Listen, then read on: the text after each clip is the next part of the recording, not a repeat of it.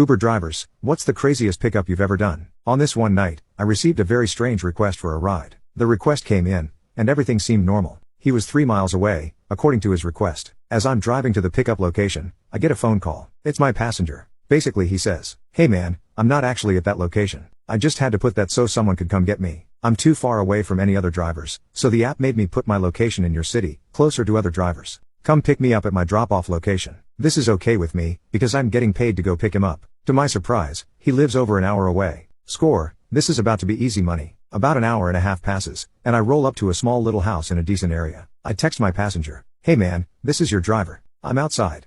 "Cool, I'll be out in a second." Out walks a guy, 23 years old, really handsome guy, he could have been a model. Thick brown hair, scruffy facial hair, nice smile, everything. Charismatic and outgoing as well. He has an open bottle of liquor in one hand, and Sprite in the other as he walks to my car. Knowing this is against the law, I'm hesitant to let him in my car. But, I drove over an hour to pick this guy up, so I wasn't about to turn him away because of his drink. He asks me if we can run into an ATM really quickly. I oblige, so gets to the ATM. He gets $10 cash. He gets back in the car, and takes a swig of his liquor, the bottle 3/4 full at this point. I ask him where he wants me to take him tonight. Atlanta.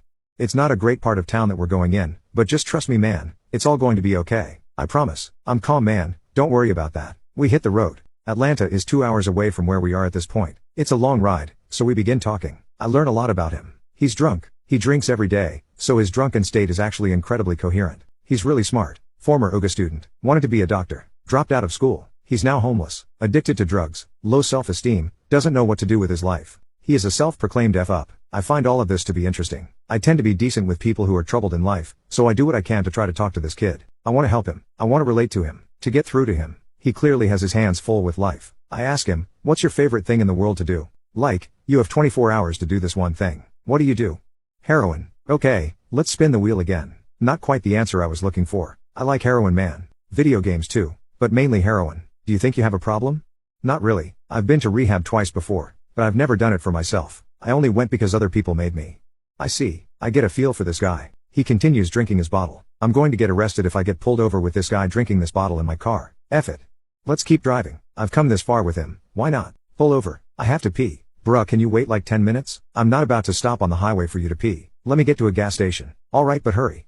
We're laughing at this point. He's drunk but still coherent, and I'm driving 90 on the highway so this guy won't pee in my car. Having a good time, enjoying each other's company. Right before I get to the gas station, he accidentally spills his Sprite in my new car. This is where I began to see firsthand his low self-esteem. When he spilled his Sprite, he started cursing himself, talking about how he always F's everything up, about how he can never do anything right. He makes things worse for everyone. I assure him that he's okay. I tell him I'll clean it when we get to the gas station. We arrive. I tell him to go to the bathroom. I clean the spilled drink. No harm, no foul. No big deal. When he comes out, I tell him everything is okay, and the car is as good as new. He's still a little upset, but he gets over it. Back on the road to Atlanta, we talk politics, religion, and some other things. He passes out in my front seat from his liquor. He tells me to wake him up when we get to Atlanta. Alright brother, we're here. Now where? This is where things get interesting. And I mean interesting. He navigates me to a ghetto, run-down, dark apartment. There are cops at every corner in this city, and I'm not exaggerating. Just to give you an idea of how bad this part of town is, he tells me, I'm going to run inside. I'll be out in 3 minutes. Please, do not leave me here. Please.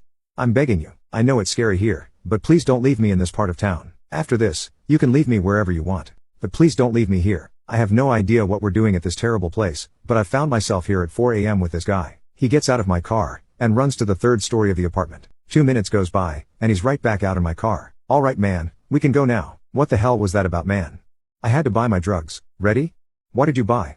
Heroin. I just drove this guy 2 hours to a crack house. I'm gonna effing die tonight. I'm gonna die. We pull out of the dark parking lot. I'm just back into the main street, and he tells me to pull over to the side of the road. I oblige. He gets out, runs into the woods, and comes back with a bag. He grabbed his needles. This kid is now sitting in my front seat with heroin. He takes off his shoe and sock, ties his shoelaces around his ankle. He inserts the needle into his foot. This man is using heroin while I'm driving my car. At any second, he could stab me with this needle, drug me, and kill me. I am going to get effing thrown in prison with this guy. I'm transporting drugs. Wow. F it. I've gone this far with this kid. I'm not backing out now. I've got to do something. I'm gonna help this kid. How much did you just buy? $10 worth. Why? Listen man, you've got a problem. You just spent $175 in rides to get to Atlanta, for $10 worth of drugs. Do you see the problem here? He stays silent. The heroin kicks in almost immediately. He's drowsy as hell, incoherent at this point, trying to stay awake. He injected more than he realized, and his heart is slowing. He assures me he's not going to die. Yeah, please don't die. That'd be great if you didn't die right now. He lets out a little laugh. He's about to pass out, but he tells me to take him to a gas station. I take him to the one he requested. He gets out of my car, and stumbles into the woods at the gas station. I am watching his every move, seeing if he is going to rob this gas station, or whatever it is he is doing. He starts digging in the ground, like a dog who is making a hole. He's digging for about 3 solid minutes, then he makes his way back to my car. He found his crack that he had last week, when he thought the cops were following him. He then buys vinegar at the gas station. He then dilutes his crack rock in the vinegar, and starts shooting up crack into his foot in my car. Take me to the hospital. I need to go to rehab. Seriously? Yes, you're right, I'm addicted. When you told me how much I spent on the ride to buy my drugs, that was a wake-up call. At this point, he's on the verge of tears, and so am I. I take him to the hospital. On the way there, he starts crying. You've been a better friend to me than anyone I've ever known. Why? I don't get it. There must be a reason that you were the one who was sent to pick me up tonight. It's a sign. I don't know who you are, but you've been a better friend to me tonight than I've ever had in my life. Why are you helping me? I'm a F up. You should have left me hours ago. I'm crying while driving this guy. I don't know why I do these things, man. I just care about you. I want you to get better. Thanks. Nobody has ever cared. We get to rehab at the hospital. I walk in to check this guy in. He stays in the car. I tell the receptionist what's going on. I'm an Uber driver. There is a guy in my car right now who is strung out on crack and heroin. He needs to go to rehab. Whoa, what's going on? Let me come see what's going on. The receptionist follows me to my car, along with the effing policeman, who was sitting next to him at the front desk. The cop is a huge dick at this point. He tells my passenger to get out of my car and put his hands up. After searching him, he tells him to gather his paraphernalia, needles and whatnot, and he takes him inside. Officer tells me to follow. He is interrogating the kid, just relentlessly questioning him, and the kid is crying. He keeps saying, I don't want to go back to jail. I just want help. I don't want to do this anymore. I step in and pretty much tell the officer to chill out, and quit intimidating the guy. The officer then pulls me aside and threatens to arrest me. He backs off the kid, and starts interrogating me, telling me that I'm just as guilty as he is, and that I should be in prison right now. During his interrogation with me, the passenger says that I know nothing. I'm just an Uber driver. After my passenger mentions that, the officer tells me to get the hell out of there. I left.